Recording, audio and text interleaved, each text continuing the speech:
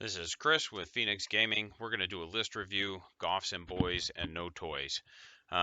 Basically, I am slowly rebuilding an orc army. I had a structure fire, uh, burn my store, and literally every model I owned. My community has been awesome. Guys like John Anto, a couple buddies I served with have sent me some stuff. There's a gentleman out in Chesterton named Brian, hooked me up with some sisters at a really, really good price. You know, Don has been awesome as well. So I've had a lot of the community really reach out and help me out, either by getting me stuff discounted or just giving me things, and it's been amazing. And I just want to start by saying thank you to all of you. JP also got me a gas, so again, if I didn't thank you, I apologize. It's not because I don't appreciate it. It's just because the community has been so awesome and wonderful that it's literally impossible for me to be able to thank everybody individually. So we're gonna talk about this list. It's models that I own, again because of the rebuild. We're gonna review it by battlefield role, and then scoring from test games, strengths, weaknesses, and what I feel is the overall rating. Obviously, the overall rating could change, but this is just my initial impression of it. Okay. So the army overview, we did culture Goffs. It's not my usual. I typically play Death Skulls. I've been dabbling with some Evil Sons. I like the mobility of Evil Sons, and I enjoy having the Mortal Wound, Feel No Pain, and all my infantry having OBSEC for Death Skulls. I don't like Mortal Wounds, so anything that lets me roll or have a defense against them, I prefer because it's a mechanic that I'm not fond of in the game. I started with 3 command points. I took 2 relics and 1 warlord trait. All right, HQ selections. I had a big mech with shock attack gun. He's hilarious. It was fun, but it didn't really do anything. I gave him the super cyborg body just so it had an invuln, and then the enhanced runt sucker custom job. So basically, I've never really played with one. I always kind of, even in 8th edition, felt that they were a points sink. When you're hitting on 5s, it's just not that good, In 9th, he hits on 4s, but it's a heavy weapon, so you're -1 to hit. And Goffs, not the best selection. Like, they don't have any kind of shooting support at all. In Death Skulls, having that reroll would be nice, even if it's just a singular hit or wound reroll. It is helpful. I don't know that playing Evil Sons would make it any better. I feel like Bad Moons also wouldn't really make it any better. Like, Homie's already got a 60-inch range. Freebooters, obviously, you could get him +1 to hit, so that could be good. You could either get him back to 4s after moving or even on 3s. So there's ways to kind of do that type of stuff. But, you know, he's fun and he's funny, but not competitively good. I think I played 3 games, and then the first 2 games he didn't do anything. My third game I played my buddy Kyle, and he basically one-shot a Telemon and then literally did nothing for the rest of the game. Don't get me wrong, killing a Telemon totally worth because he definitely hit above his weight class, but also uh, spent 4 more turns just doing nothing. So I also brought a weird boy.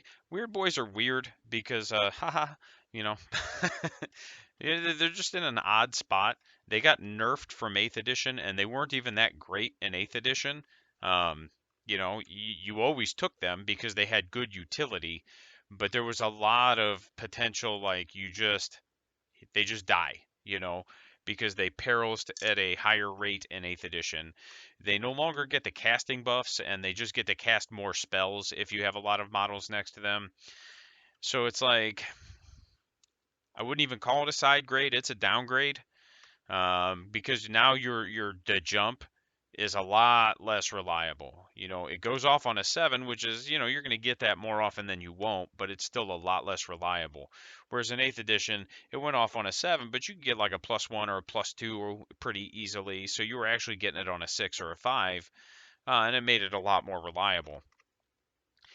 He does have good utility. I've taken some psychic secondaries with him. The jump is still useful, albeit it's, again, like I said, less reliable.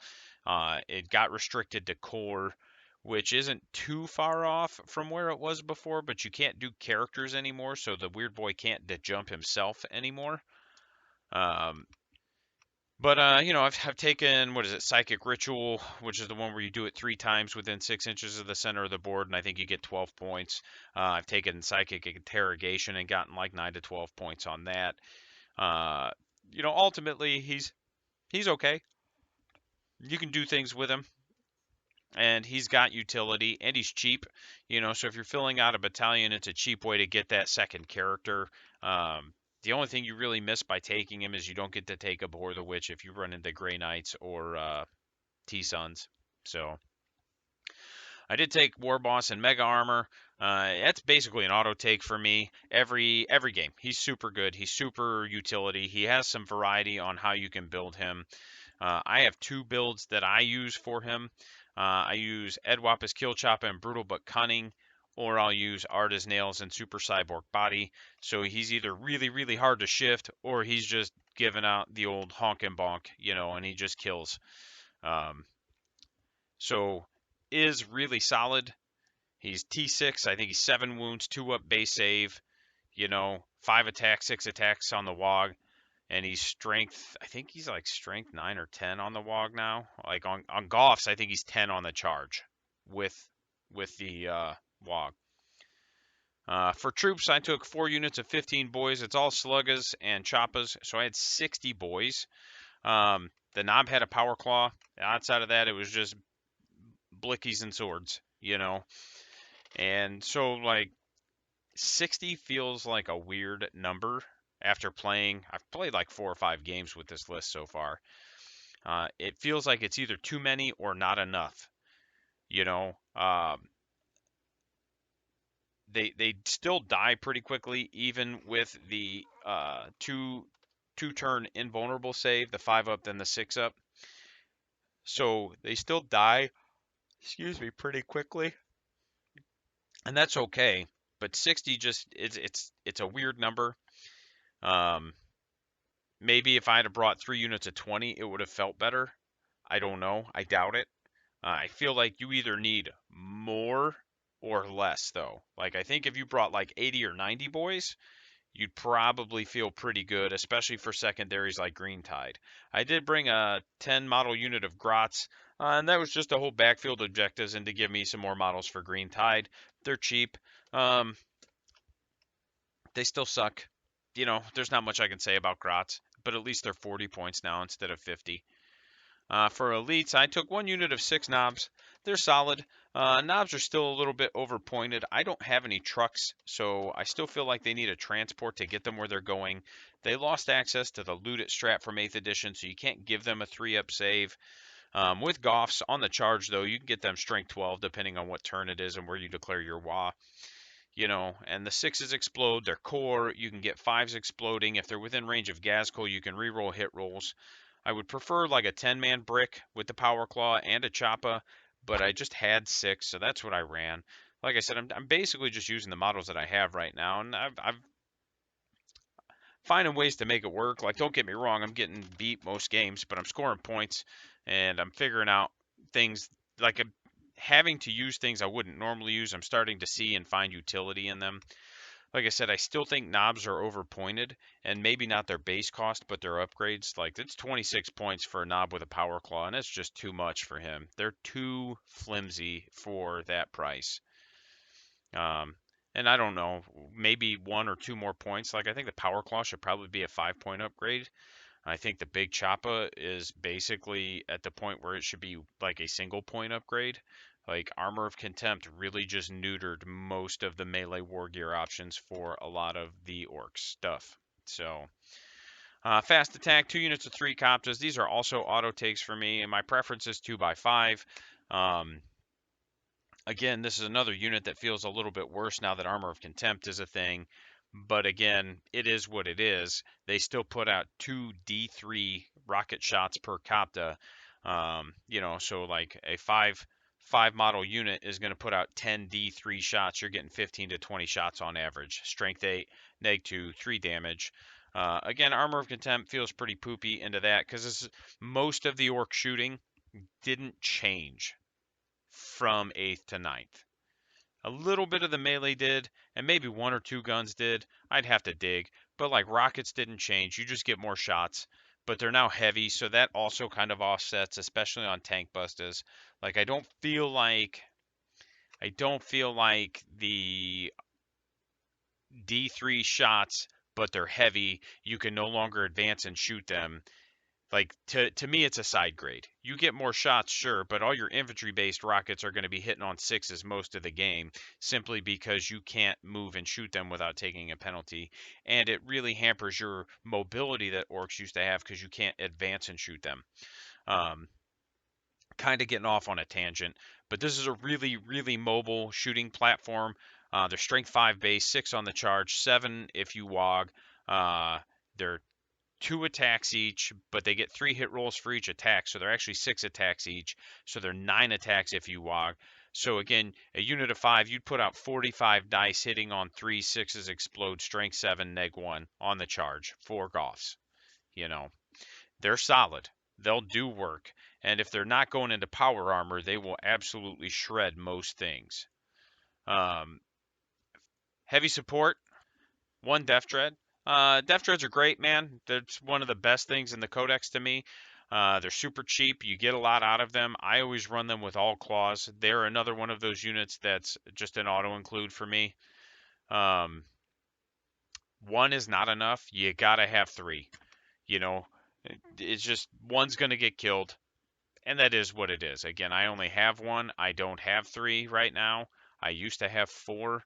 So, we work with what we have. They're awesome. Cannot recommend them enough. They're strength 12 on the WOG when you charge. They're 8 attacks on the WOG. Like, they're bonkers good. And they're neg 3, 3 damage. There's no reason to not have one. I took a Wasbomb Blastojet. They're fun. They can be good. They're not really in my play style. And again, Goffs isn't necessarily the most efficient use of it. I had it with the Teleport Mega Blasters, a Force Field, and Super Shooters, and I basically just the most expensive stuff I could take just to fill out 2,000 points. I hate flyers in terms of game mechanics because there's no real good way to balance them. They're either super busted or they're super useless, and you know it's hard to find that balance. And I'm not blaming Games Workshop at all. Like, I would rather something be a little shitty than be busted. Like, I would rather be underwhelmed by a unit than overwhelmed and know that literally every game I play, I'm just going to be playing against it if I face that army. You know, um, it forces people to have to kind of figure things out and kind of explore other things. Um, Again, it's fun. Hits on 4s, has some silly guns. The problem is that, like, if your opponent has any kind of shooting, you're probably picking it up turn 1 if you don't go first, maybe turn 2. And if you do go first, it hits on 4s, so you gotta hope that you get to do a thing before it dies. And that's just my opinion on flyers. The Wasbomb's cool, it does work, it does damage. It's just one of those where I don't like things where it's like, okay, if I lose this go first die roll, I'm not even using this model. Like, that's, and again, some people do like it. That's just not the way I'm built and how I play. So that, I think, wraps up the list outside of Gaskell and Makari. Gaskell, he's a can opener. Again, he's not within my play style. For 300 points, man, I can get another 6 Coptas. So he's one of those where he's super cool. He's just not the way I would typically play. I could take 3 scrap jets for his price also and have more wounds. Yeah, they don't have the wound cap, but also there's a lot of armies that can kill him in 1 turn or 2 turns. So he can't advance and charge except when you declare your WA.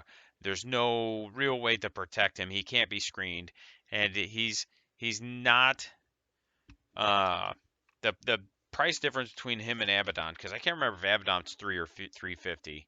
Let's see if I can pull that up real quick.